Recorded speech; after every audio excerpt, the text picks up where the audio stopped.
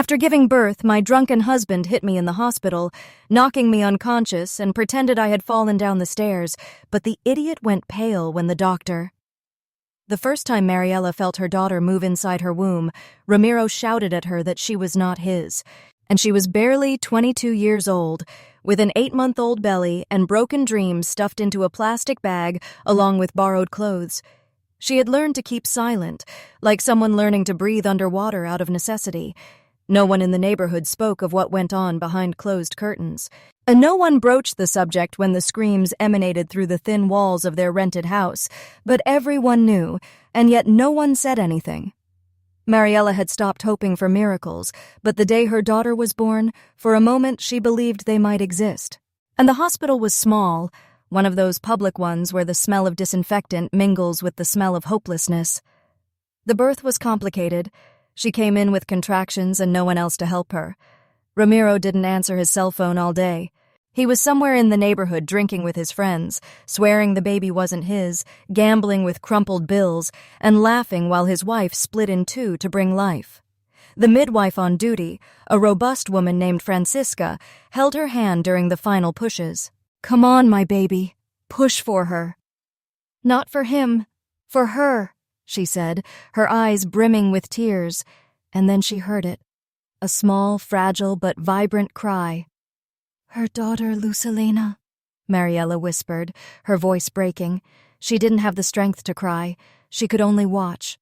And she was tiny, red, and wrinkled, but perfect. A nurse placed her in her arms, and for a moment, everything she'd suffered disappeared. She didn't think about the times she'd slept in fear, or the times she'd apologized for things she hadn't done. She also didn't think about the bruise she still bore under her breast. There was only Lucilena. "Welcome, my love," he whispered in her ear. "I promise I won't let you down." Hours later, in their shared room, the peace began to crack. The door burst open. Ramiro appeared, staggering with a bouquet of wilted flowers in his hand, and a look that didn't betray love. Sweat and alcohol clung to his skin like cheap perfume. Even with her robe on, Mariella knew something was wrong. "Look who decided to give birth without warning," he said, slamming the door shut. "I called you," she replied, her voice weak. "Several times. You didn't answer." "Oh, and I have to be glued to my cell phone all day? Or were you in a hurry to get rid of the guilt?"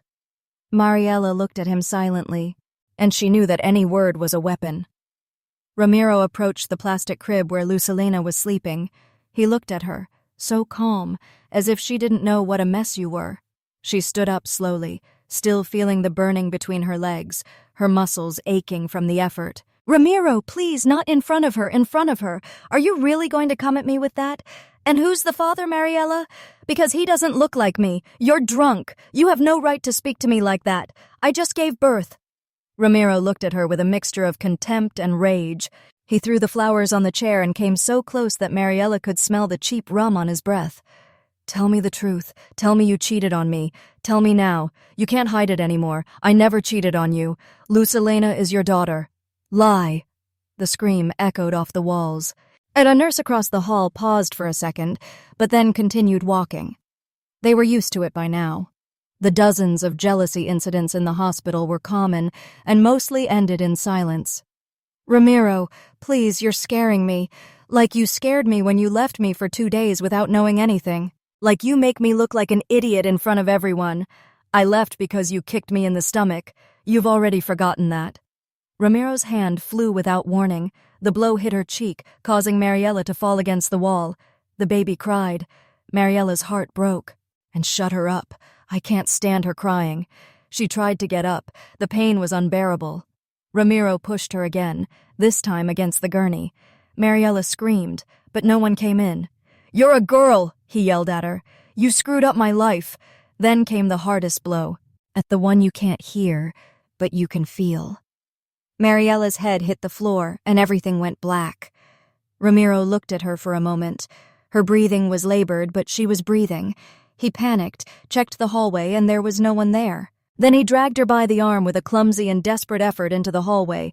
He left her next to the emergency stairs. He ran down, then up, feigning cries for help. Help! She fell down the stairs. Please! The staff rushed over. Dr. Francisca recognized her instantly. Mariella, my God, bring a stretcher. Ramiro burst into tears, one of those fake cries that convinces those who want to believe. I just went to get some coffee and found her like this, he said through his sobs. The stretcher arrived.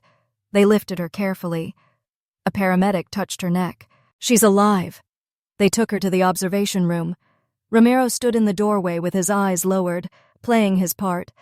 Everyone believed him, -1. From his office, Dr. Salvador stared at his laptop screen, and the security camera he had installed for safety reasons in the maternity ward had just recorded something that left him speechless. He saw Ramiro entering the room. He saw the argument, the first blow, the desperation.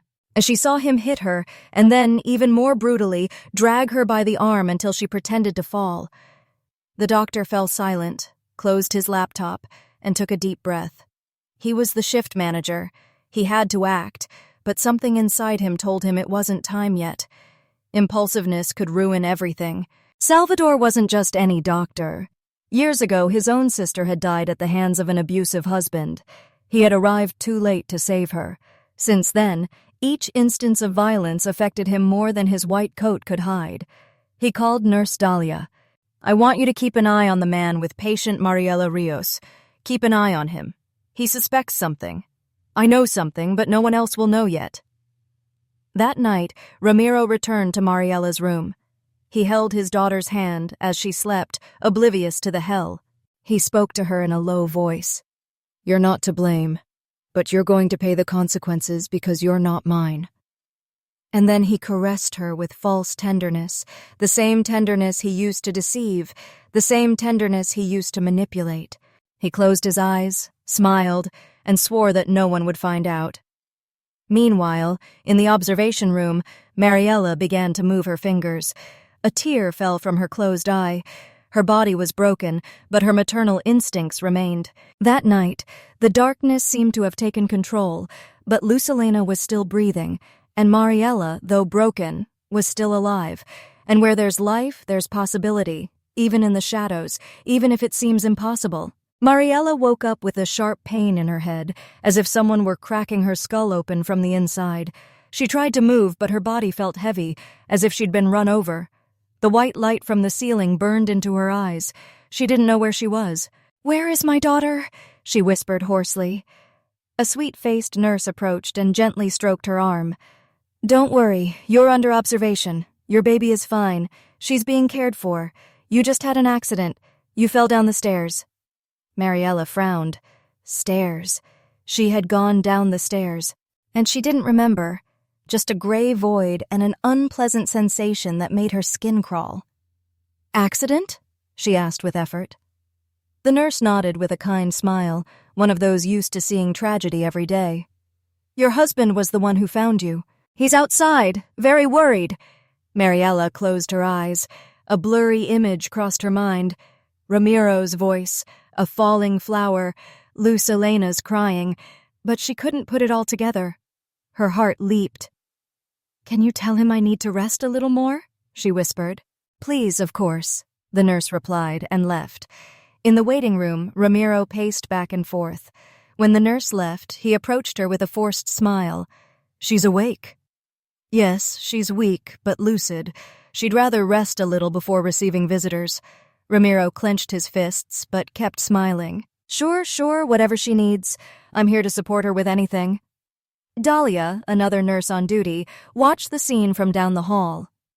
Something about Ramiro's posture seemed familiar. That joyless smile, that control disguised as tenderness. She had seen it before, many times. Hours later, Dr. Salvador entered the hospital's administration office. He locked the door and opened his personal computer. He played the video again. He had saved it to an external drive as a precaution. Every second attack was there. Ramiro hitting, Mariella falling, the dragging, the simulation. He rested his elbows on the desk and covered his face with his hands. What are you waiting for? He asked himself quietly. To kill her? The fear of intervening before the right moment tormented him. He knew how the systems worked. And if she went straight to the police without legal support, she could lose the case. If the recording was leaked before a formal complaint was filed, it would be dismissed as evidence. She had to wait, but time was a luxury Mariella didn't have. That same day, Dahlia entered Mariella's room to change her IV drip.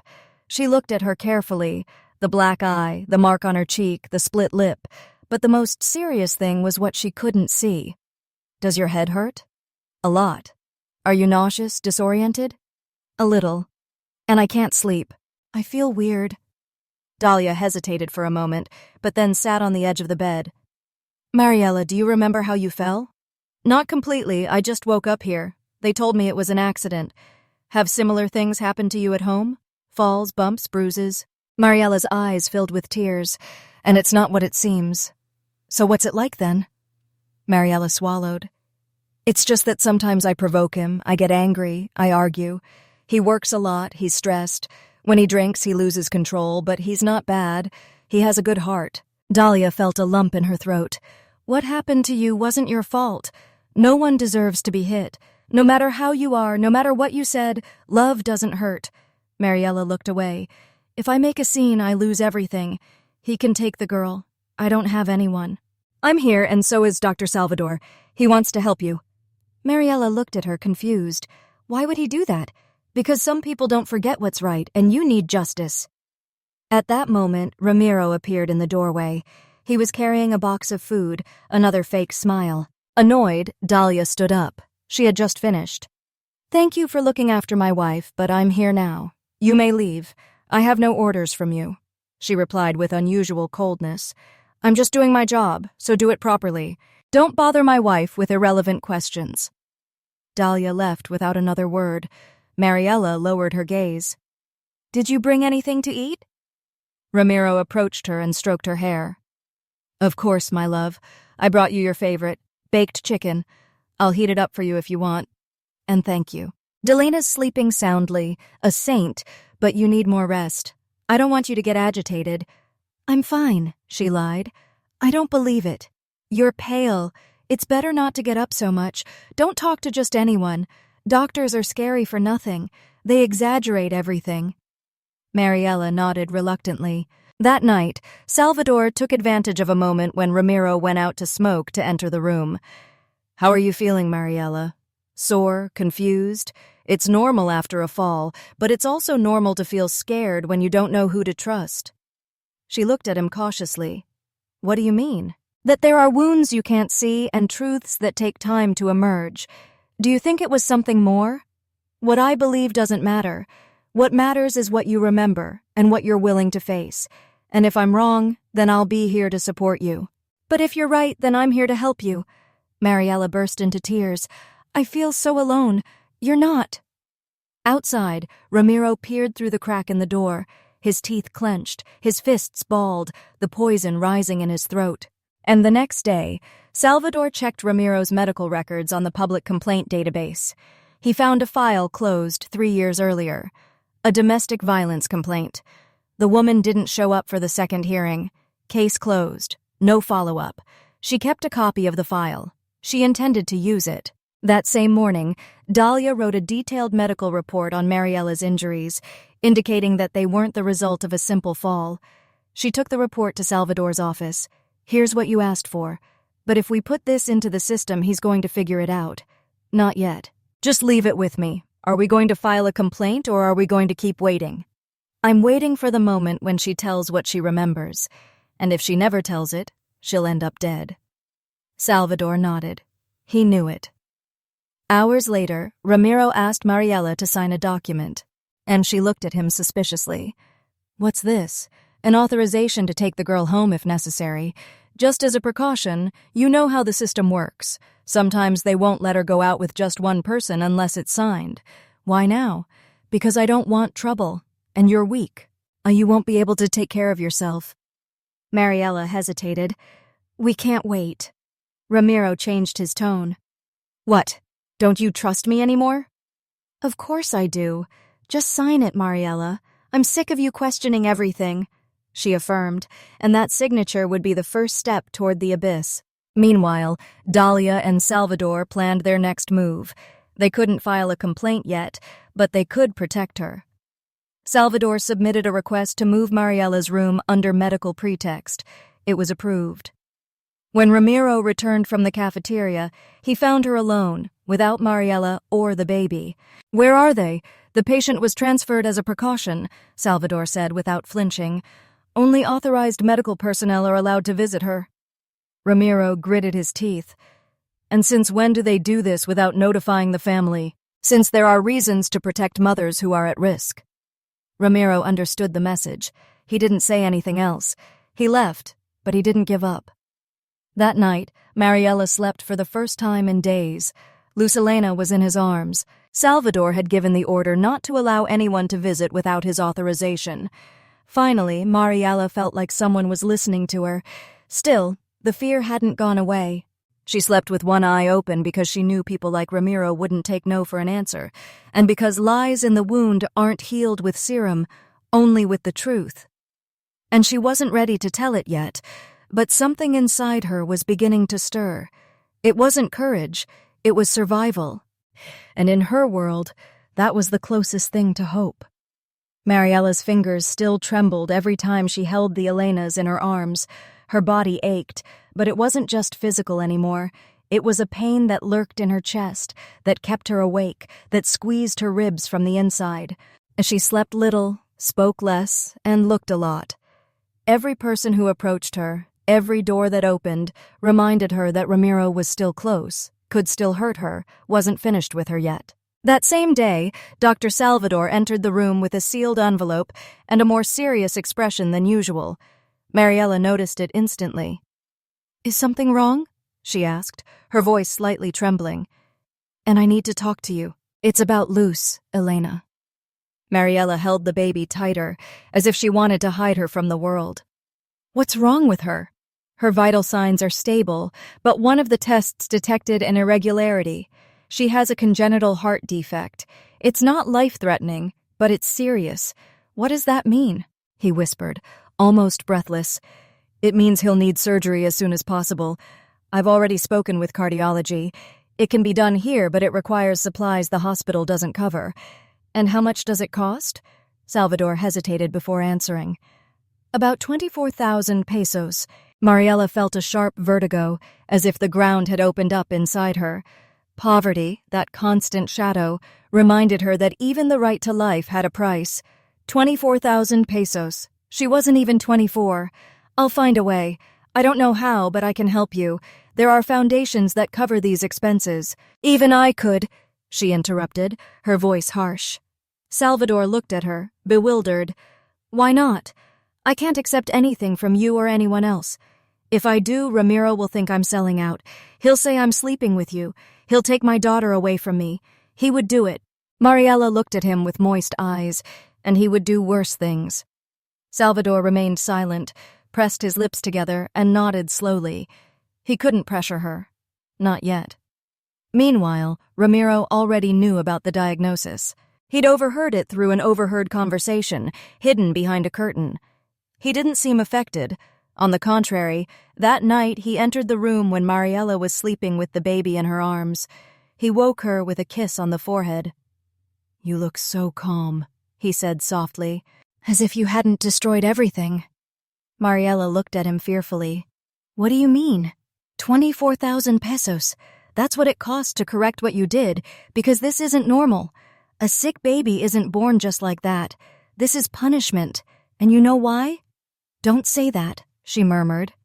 "And why not? Could it be that this little girl's heart reflects yours? Broken, full of lies.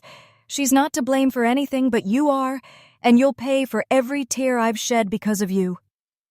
He stood up, walked over to the empty crib, and placed a hand on it. "Maybe it's better if I take her far away, where you won't be there to fill her with your sick thoughts, where no one will look at her with pity." Mariella sat up with an effort. "And you're not going to touch her. She's mine." "Mine, are you sure?" "As sure as you were when you told me you loved me and then ran away. I left because I was afraid. You are fear, Mariella. You generate it, you sow it, you ruin everything you touch." He left without another word. Mariella felt her throat fill with fire, but she didn't scream, and she just hugged her daughter tightly, as if she could protect her with her body, with her bones, with her scars. Dahlia found her crying an hour later. She came in silently, set down the breakfast tray, and sat down next to her. "What did he do to you this time? He threatened to take my daughter away." "Do you have proof?" Mariella shook her head. "He does everything carefully, never when there are witnesses. He knows how to move." It's as if he's rehearsed every word, because he has. These kinds of men do it to many. They isolate you, they annul you, they make you doubt yourself, and when there's nothing left of you, they tell you that without them you're worthless. Mariella looked at her. "You too." "Yes, me too." Dahlia took a small folded photo out of her pocket. And in it, a young woman of no more than 20 years old, her face scarred from a blow. "That was me 12 years ago." "And how did you get out?" "One day I said to myself, either I get out or I get out in a black bag." The words hung in the air like razor blades. Mariella squeezed her eyes shut. And an idea was growing in her mind. It wasn't courage yet. It was another form of fear, a fear that pushes you forward. That same afternoon, an elderly figure slipped in among the visitors. He walked with difficulty, but his eyes were more lively than any young person's. Doña Juana, Mariella's neighbor, had asked a nurse to let her see her for 5 minutes. She was carrying an envelope, and her face was filled with urgency. "Little girl, take this," he said, handing her the envelope bluntly. "What's a letter?" "You wrote it. You left it for me before you left. You said that if anything happened to you, I should give it to someone I trusted, but I didn't find out who until now." Mariella opened the envelope with trembling hands. It was her handwriting. She recognized every curve, every uncertain stroke. The letter was brief but devastating. She spoke of fear, of blows, of threats. She said that if anything went wrong, Ramiro was to blame. She read it twice, then put it away in the drawer. "And thank you. Don't let it go, daughter. You only have one life, and you have a child now. It's no longer just your life that's at stake."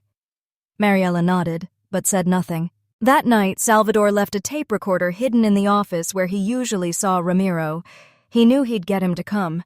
He just needed him to talk. Hours later, Ramiro walked in with his friendly tone, his hypocritical smile, and his soft voice. "Doctor, I wanted to talk to you about the baby. I know she has a complicated condition, and I wanted to know if I could take her out of the hospital. For safety reasons, this environment is unhealthy. The baby needs specialized care. She can't leave without medical authorization. Mariella already signed a document. No, it still can't be done." Ramiro approached the desk. "You seem like an intelligent man, and you know what this is like. Women get upset after giving birth. They make things up, imagine things that didn't happen, and then make senseless accusations. Accuse of what? Of things that didn't happen. Hitting, yelling. You know, it's easier to blame a man than to admit they're unbalanced." Salvador stared at him. "Are you sure of what you're saying?" "What I'm sure of in that I'm not going to let that girl grow up with a mother who's not right in the head. And if I have to get her out of here by force, I will." The recorder was still ticking. That same night, Salvador and Dahlia met in his office. "I have it recorded. I heard him say he's going to take the baby without consent. Are you going to file a complaint?" "Not yet. I need Mariella to take the step. If she doesn't, then I will. Even if I lose my job, even if the system crushes me, I'm not going to sit idly by." Meanwhile, Mariella hugged Lucilena, and the baby slept with difficulty. Her breathing was shallow and labored, her heart small and tired. Life hung by a thread, not just the baby's, but her mother's as well. And although the wound wasn't bleeding from the outside, inside, it was oozing truths that were about to spill out, because even fear has a limit. And Mariella's was close to breaking. The days in the hospital didn't pass. They dragged on. And the cold lights in the hallway knew nothing of the sun, and the smell of serum mixed with fatigue seemed to cling to her skin. Mariella barely slept. Every time she closed her eyes, she saw Ramiro's shadow approaching. She felt him breathing on her neck, even though he wasn't in the room. She'd learned to recognize the sound of those footsteps, his soft tone just before he exploded, the way his voice trailed off into a threat. And suddenly, the memories began to return. They weren't complete images, fragments like broken glass on a table. A phrase spoken with venom. I told you it wasn't mine. That was before the coup. I remembered it more clearly than anything else. That angry look, that phrase, then the violence, then the floor. The day before the hospital was to evaluate Lucilina's suitability for surgery, Mariella began to tremble. And not from a fever, but from another kind of chill, one that originates in the soul. She couldn't breathe properly. It wasn't the pressure. It wasn't weakness. It was pure fear. Dahlia came in with a new dose of painkillers. She noticed Mariella's pale face and sat down without saying anything. "I remember," she said without looking. "I remember what he did to me." Dalian didn't react. He just waited. I was in bed holding Lucilena, and he started saying that she wasn't his, that I had betrayed him. I tried to calm him down. I asked him not to scream. I asked him not to wake the rest of us. And then he hit me. He hit me. Dahlia was so quick, as if she hated me, as if she'd never loved me. And then I fainted and woke up on the floor, but I didn't fall. He dragged me to the stairs. "I know. I feel it in my bones." Dahlia took his hand. "You don't have to be silent anymore." Mariella closed her eyes. A tear ran down her cheek, but she didn't cry. She was too broken for that. "I want to protect my daughter. That's all you'll do. She's not alone." Ramiro didn't yet know that Mariella was beginning to remember, but his sixth sense was disturbing him. As she no longer looked at him the same way, she no longer responded with the same submission she'd had before. There was a blankness in his gaze that frightened her, and fear makes men like him more dangerous. He entered the room with a plastic bag and a hollow smile. "I brought some clothes. I thought you'd like something of your own while you're here. You know? Something that smells like home." Mariella looked at him without saying a word. "I also bought diapers and wipes for Lou Elena. Oh, and I signed some papers they asked for at the front desk. Everything's ready in case we're discharged. Who told you we're going to be discharged? It's just a matter of time, right? The baby needs an operation. And yes, I know, but you and I could leave sooner. You'll be calmer at home. This place is making your head sick. I'm fine here, and it doesn't look like it." She walked over and placed the bag on the chair. Then she leaned toward the crib. "She's not pretty today. It's as if there's nothing wrong with her. She's just surrounded by sick people who don't know how to raise children." Mariella sat up with difficulty. "You're not going to get her out of here." "Oh no," Ramiro replied with a crooked smile. "And who's going to stop me? With what strength?" She didn't respond. She couldn't, but her eyes spoke louder than 1,000 screams, and he noticed. Something had changed. He left the room without saying goodbye. He walked through the hallways as if he knew where he was going. He stopped by the emergency exit, and he pretended to check his cell phone.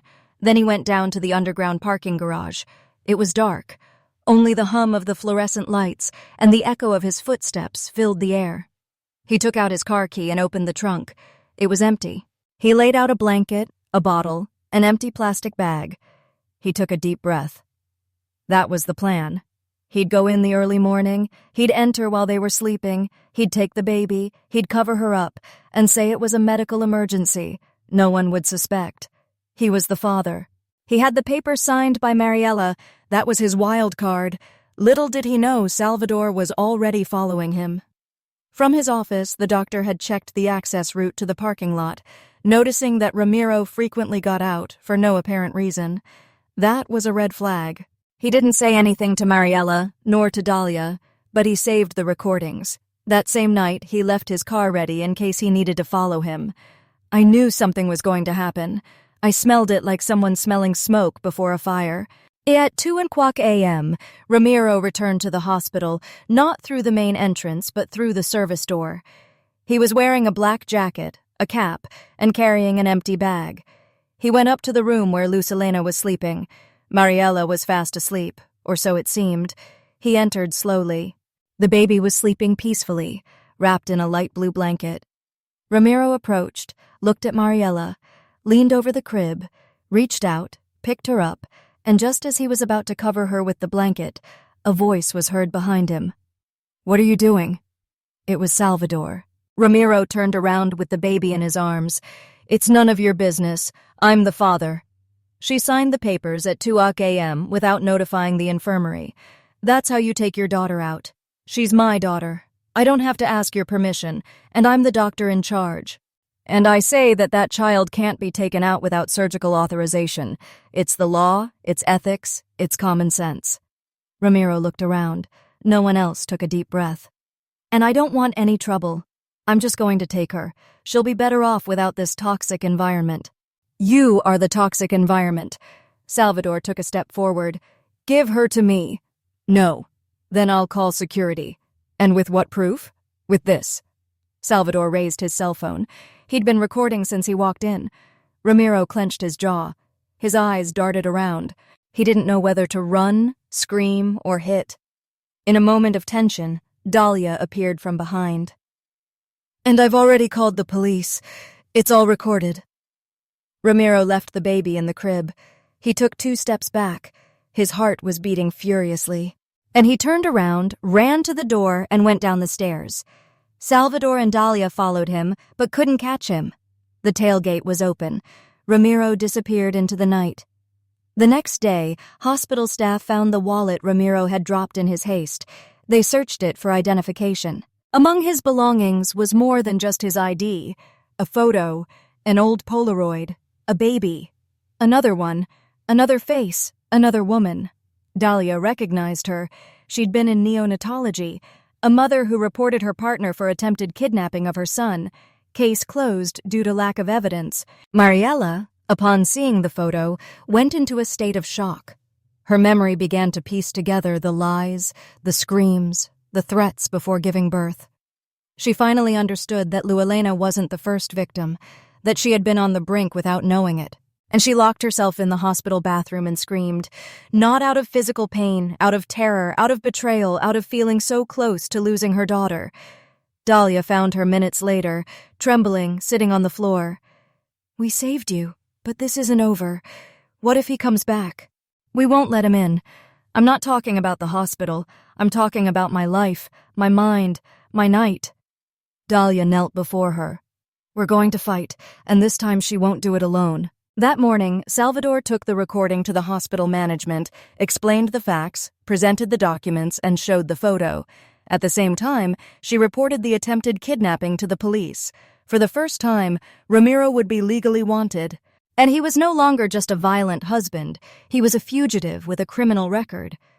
And as the storm gathered, Lucelena slept peacefully, as if her fragile heart knew that someone was finally fighting for her. Mariela's fear no longer prevented her from moving. It now gave her direction. And the wound was still open, but she was no longer alone. And that, in her world, was the closest thing to courage. There was something new in his eyes. Not confidence, not anger, but a deeper, rawer mix, as if she'd finally accepted that her life was made of ruins, but that she could still build something on top of it, something different, something worthwhile. Lucelena continued to breathe with difficulty. Each inhalation was a warning of urgency. Mariela no longer had time to lie to herself. She could no longer cover Ramiro up with excuses or protect her image in the eyes of the world. He had tried to take her daughter away, and that, more than any blow, more than any humiliating word, was the last straw that turned him into an enemy. And she woke up with swollen eyes, not from sleep, but from the stifled crying that had choked her during the night. Salvador entered the room, his laptop in his hands. He had the recording he had made the night before, the one in which Ramiro tried to kidnap the baby. Mariela looked at him silently. Salvador closed the door, sat down across from her, and placed his laptop on his lap. I want to show you something, but first you need to take a deep breath. What is it? The truth. Unfiltered. She nodded. Salvador opened the video. The image was clear. The hallway, the room. Ramiro entering, taking Lucelena in his arms. The conversation, the tension, the threat. Then her escape. Every second recorded, every lie exposed. Mariela covered her mouth with her hands. The tears shook her like a spasm. She couldn't stop watching. Every word Ramiro said was a dagger. Every movement. An old wound that was bleeding again. When the video ended, she let out a long, heartbreaking, suppressed scream. He was going to take my daughter away from me. He was going to take her away from me, Soyosando said. I loved him, and I defended him so many times, and he was going to take my daughter away from me. Salvador stood up and hugged her. For the first time, Mariela didn't resist his touch. She cried on his shoulder. She screamed like a child, like a mother, like a broken woman. And you're not crazy, you're not exaggerating, you're not alone. And most importantly, it wasn't your fault. Hours later, Mariela asked to speak with someone in the hospital's legal department. She wanted to know how to file a complaint. She didn't know where to start. And she could barely write without her hands shaking. Salvador introduced her to Laura, a pro bono lawyer who worked with women victims of violence. Her face was sharp, her eyes steady, and her voice clear as a gunshot. I've heard you want to file a complaint against Ramiro. Yes, but I'm afraid that because of everything that's happened, they'll take my daughter away from me, that they'll say I'm not mentally stable, that I can't care for her alone. Laura watched her closely. Has any doctor said you have a mental condition? No. Have you had any crisis that put your daughter at risk? Never. Quite the opposite. So listen to me carefully. There's nothing about you that justifies taking your daughter away from you. You're alive, you're lucid, you're fighting. All you have is a history of abuse. And that's not insanity, that's survival. Mariela felt a lump in her throat. For the first time, someone was telling her firmly, as if it were true. And if the hospital doesn't support me, what if they cover everything up? Then we'll make it public. Social media can be more powerful than the courts. If I expose myself, and you're already exposed, but this time you won't be naked, you'll be armed with the truth. Upon hearing this, Salvador went directly to the hospital administration with Dalia's medical report, Mariela's letter, and the audio and video recordings. And he demanded an internal investigation, and that Ramiro be barred from admission under any circumstances. The hospital director, a cold and calculating man, listened attentively but didn't seem surprised. I understand your concern, Salvador, but if we leak this to the media, the scandal will be brutal. We've already suffered enough discredit from the cuts. We can't allow a public denunciation at this point. Are you telling yourself you're not going to do anything? I'm saying the protocol is lengthy and time is not on our side. Salvador left the office without another word. He wasn't going to wait. That same night, Dalia called a clandestine press conference in an empty hospital room. She summoned a freelance journalist who had a channel with thousands of followers on social media. She gave her the video, the audio, Mariela's letter, and a recorded interview of her telling her story with her face covered. I'm not interested in being famous, Mariela said in the video. I just don't want this to happen to another woman, another mother, another girl. The video was uploaded that same morning and exploded. In less than 6 hours, the video had hundreds of thousands of views. The phrase, "I didn't fall, he threw me," became a trending topic. On television, on the radio, and on the walls of every social media platform, they told their stories. Some recognized Ramiro, others said they had seen him hanging around other hospitals, asking about newborn babies. Mariela's face was nowhere to be seen, but her voice, her pain, her story were everywhere. The entire country reacted. The Ministry of Health demanded an explanation from the hospital. The gender prosecutor opened an official case. The police issued a national search warrant. Ramiro became a fugitive. Mariela hadn't planned it this way. She hadn't wanted to become a symbol. She only wanted to save her daughter, but there was no turning back now. Salvador entered her room with his cell phone in his hand. "Look at this," he said. Mariela took the phone. And it was a video, a demonstration at the hospital entrance. Women holding signs, purple scarves, with phrases handwritten by Mariela, for which they couldn't speak. I do believe you. Mariela felt a pressure in her chest. It wasn't fear, it was something else, and as if the open wound was beginning to heal from the inside. Is this real? She asked in a low voice. As real as you. You're not alone, Mariela, and you never will be again. Dalia entered the room with a restrained smile. There's a foundation that wants to cover Luz Elena's surgery. The money has already been transferred to the hospital. Mariela covered her mouth with her hands. For the first time, her tears weren't from pain. Why are so many people helping me? Because they listen to you, Dalia replied. and because you said what many never could." That night, Mariella sat on the edge of the bed. She took her sleeping daughter's hand and kissed it. "We're going to live, my love. Both of us. We're going to live." The living room was silent, but she no longer felt the emptiness. And she was surrounded, not by walls or doctors, but by an invisible network made of women, of voices, of truth. And beneath all that crying, justice was finally beginning to take shape. Not in the courts yet, but in the hearts of those who had heard her. And that justice, though delayed, hurt less than silence. The entire country now knew Mariella's name, even if they didn't know her face. In every corner where a woman was once beaten and unable to speak, her story echoed. Her words had been shared in schools, churches, and public offices. And the hashtag #IDidn'tFall became a digital banner. But while social media ignited with support, real justice remained slow, like an old animal that wouldn't budge without external pressure. Until it happened. A patrol in the state of Hidalgo intercepted a man traveling alone on a bus heading toward the border. He was showing a fake ID. He had an accent that didn't match the name on his ID and the nervous demeanor of someone with no escape route. When the agents stopped him and took his fingerprints, the system went off. Ramiro Rios. Active arrest warrant for aggravated domestic violence. Attempted child abduction. National media report. His photo had already appeared on newscasts, but he continued to deny everything. "And that's not me," he said, handcuffed, his gaze blank. "They're confused. The evidence was too clear." He was transferred to the capital as a detainee. There, Mariella was notified. Laura, the lawyer who had become her anchor, explained the process. There would be a trial, and a public hearing would be held. She would have to testify, and she couldn't help but look Ramiro in the eye. "Are you scared?" Laura asked him days before the hearing. Mariella looked at her from the hospital chair with Lucelina asleep in her arms. "I'm not afraid of him. I'm afraid of remembering what I was while I was with him. That's also justice, looking back without being trapped. Salvador was present every step of the way. He was a key witness. He handed over the recording. He detailed how he confronted him in the hospital, and he accurately described every threat, every move. Dahlia also testified. Her medical report was irrefutable proof that Mariella didn't fall by accident. The day of the trial arrived.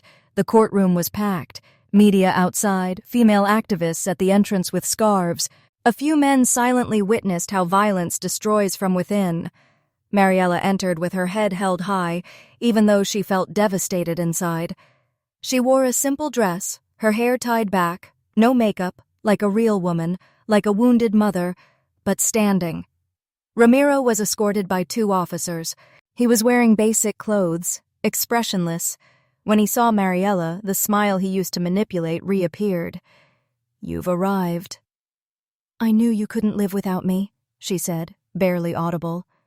Mariella didn't respond, didn't indulge her. No, this time the judge began. The lawyers presented their arguments. The prosecution was forceful.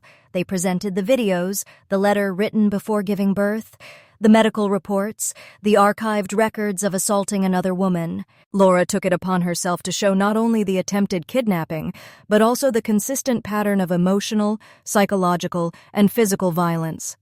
When Ramiro's turn came, his strategy was as expected. He pretended to be a victim of a system that persecuted him. "I loved her, Your Honor. I was drunk, yes, but I never meant to hurt her. It was an accident. She lost her balance. I just wanted to help her.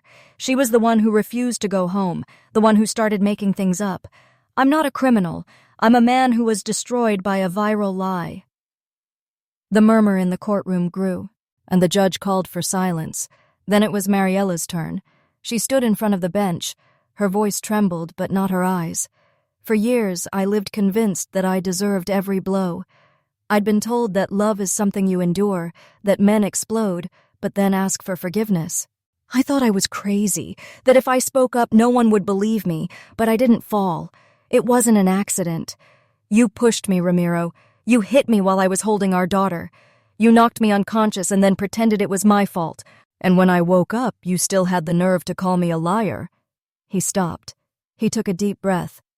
"My daughter won't grow up believing that's love." I won't allow the cycle to repeat itself. Today, I speak for myself, but also for all those who couldn't make it to this stand. I did survive, but that doesn't make me special. It makes me responsible." The silence was total. Ramiro gritted his teeth. He knew he had lost. There was no more room for lies. The judge took the floor.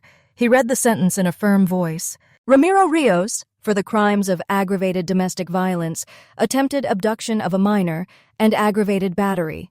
This court sentences you to 18 years in prison. A murmur of relief ran through the courtroom. Mariella didn't smile. She just lowered her head and closed her eyes. And not out of sadness. It was something else, a joyless but necessary release. Outside, the media was waiting for everything. Mariella didn't speak. Laura offered a brief statement.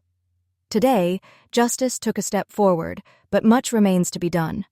Mariella is not an exception. She is one among thousands. What changed is that this time everyone looked. Meanwhile, the hospital also received sanctions. The ethics committee suspended 2 executives for negligence, a review of protocols for victims of violence was ordered, and a mandatory training program was implemented for all staff. Salvador was invited to give the inaugural talk. He declined. He only said, "And the day we need fewer protocols and more humanity, we will have made progress." Dahlia, on the other hand, was publicly recognized, not by the system, but by the patients. Anonymous women left notes, flowers, and thank yous in the hallway where she used to work. Mariella returned to the hospital, this time not as a victim, but as a mother ready to face the next battle. Lucilena would undergo surgery that same week. The money was ready. The medical team, too. It was a complex surgery, but with good odds. Mariella held her daughter's hand while they prepared her. "I promised you I would protect you, and I will do so today, tomorrow, always." And the little girl breathed calmly, as if she knew that, even though her heart was weak, her mother's no longer broke in the wind. Salvador watched from the doorway, said nothing, just nodded and left. He knew his role was over. Mariella no longer needed saviors. And she had learned to save herself. And when the sun came up, it hit her face. For the first time in a long time, it seemed the light no longer hurt. Mariella closed her eyes for a moment. She breathed deeply. She felt the warmth filter through her skin, as if life itself were asking permission to enter again. The air was different. The world hadn't changed, but she had, and that was enough. Inside the hospital, Lucilena slept with a tube in her nose and tiny wires attached to her chest. And she was ready for the surgery that would decide her fate. The room was filled with blinking machines, beeping monitors, and a silence that felt heavier than any scream. Mariella didn't move from her side. Every minute seemed like a sentence, and she repeated to herself the words she'd learned through so much pain. Hold on, breathe, resist. She said them to herself, but also to her daughter, as if from her chest she could transfer something stronger than blood, the will to stay, to fight, to live. The surgery was scheduled for 8:00 a.m. At 7:30, Salvador walked in, a folder in his hand. His face was calm, but his eyes couldn't lie. He had spent nights reviewing every step of the procedure with the surgeons, making sure nothing was left to chance. Mariella stood up from the chair without letting go of her daughter's hand. "Everything's ready." Salvador nodded. "It's an excellent team. You're in good hands. If it doesn't work out, and if it does..." She looked down. A tear escaped. "I'm so scared." Salvador sat down next to her. "Can I tell you something I've never said?" Mariella looked at him, her face dripping. "My sister was scared too. She was younger than me. She believed the man who loved her would change, that his screams were just due to stress, that his blows were just moments. She never reported anything. One day they found her dead in the bathroom with her skull split open. They said it was a fall. He left the country before he could be tried." The silence grew even more intense.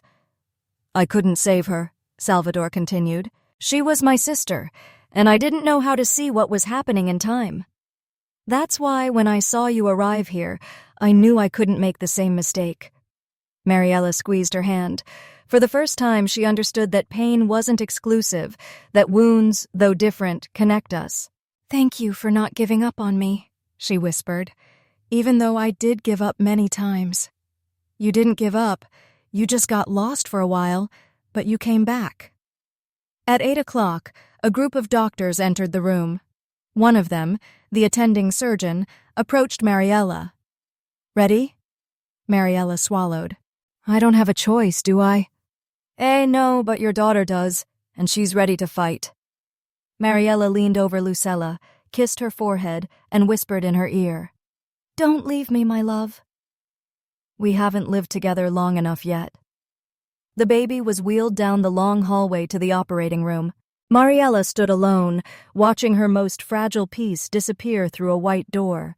The next 50 hours were the longest of her life. She sat in the waiting room with her hands clasped together, without looking at her watch. She didn't touch her phone, didn't eat, didn't speak, just breathed. Salvador accompanied her for the first 2 hours, then left her alone. Sometimes silence is more helpful than any words. At 12:30, the operating room door opened. The surgeon came out, her face sweating, her gloves dangling from one hand. She walked toward Mariella with a firm step. Mariella jumped up. "What happened? Is she okay?" The doctor took a second to answer, then smiled. "She's alive." Mariella fell to her knees. She couldn't scream. She couldn't speak. She just cried silently, like someone who's been crying inside for centuries. Her heart responded well. It was a difficult operation, but it held up. "She'll be in intensive care, but she's stable. Your little girl is strong." Hours later, Lucilina was moved to a special room. Mariella entered accompanied by Dahlia. The baby had a calm expression, as if she hadn't been hovering between life and death a few hours earlier. "Oh, you made it," Mariella whispered. "You're so small and so brave." Dahlia sat down next to her. "Now it's your turn. You too have to heal. How do you do that?" And there's no formula, but talking helps, and there are many women who need to hear you say it." Mariella hesitated, but something inside her no longer wanted to keep quiet. 2 weeks later, when Lucilena was discharged from the hospital, a local media outlet requested an interview with Mariella. There were hundreds of messages, requests, women wanting to know more about her. Laura asked her if she wanted to do it. She wasn't obligated, but if she did, she had to be prepared to stir things up again. "I'm ready," Mariella replied. "This time they won't silence me."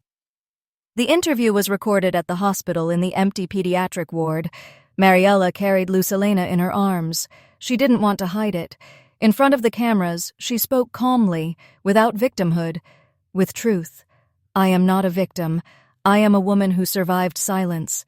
I didn't fall, I didn't slip, I didn't exaggerate. I was thrown, I was hit, I was silenced, I was manipulated, and for a long time I thought that was love, but it isn't. Love doesn't hurt, love doesn't hide, love doesn't kill." And to the women listening, if you're afraid, reach out for a hand, sometimes just one, and if no one's there, scream, because someone will listen. I did it, and I'm here. The video went viral in a matter of hours, not as a denunciation, but as a declaration of life. A week later, Mariella was invited to give a talk at a cultural center for women survivors of violence. She accepted. She went with Lucilena in her arms. The room was packed. Young women, adults, and older women, all with different stories but similar wounds. Mariella stood in front of the microphone and took a deep breath. "I'm not here to recount a tragedy. I'm here to share a truth. Because everything that is silenced rots and rots us from within." She told everything. The beginning, hell, the fall, the kidnapping attempt, justice, the surgery, survival. When it was over, many were crying. Some stood up to hug her, others just said thank you. A woman in her late 70s told her, "I was silent for 40 years. You cried for me." From the back of the room, Salvador watched. He didn't approach. He didn't interrupt her. He just saw her standing, strong, a mother, a woman, no longer the same woman who had arrived at the emergency room trembling. When she saw him, she just nodded. So did he. Nothing more was needed. Salvador turned around and walked silently away. And he had accomplished his mission, and as he walked toward the street, he thought that perhaps for the first time in his life he had saved someone, really. Lucilena grew up knowing that her mother had unwittingly made history. that her life was saved thanks to the courage of a woman who spoke out when it was most difficult. And in every beat of that tiny heart, now functioning flawlessly, lived a reminder that the truth, even if it's wounded, always has power. Because there are screams that break the silence, and there are women who are born twice. Once when they come into the world, and again when they decide to never be silent again. What did you think of this story? Many people are experiencing similar situations. We hope Mariella's voice lives on in you too. If this story moved you, share it. Be part of the change. Tell us in the comments what you would have done in a similar situation from where you're watching. We'd love to hear from you. Don't forget to like, subscribe, and share this video with your friends or family. Every gesture of yours inspires us to continue creating profound and real stories every day. And don't leave yet, our next powerful story is about to appear on your screen.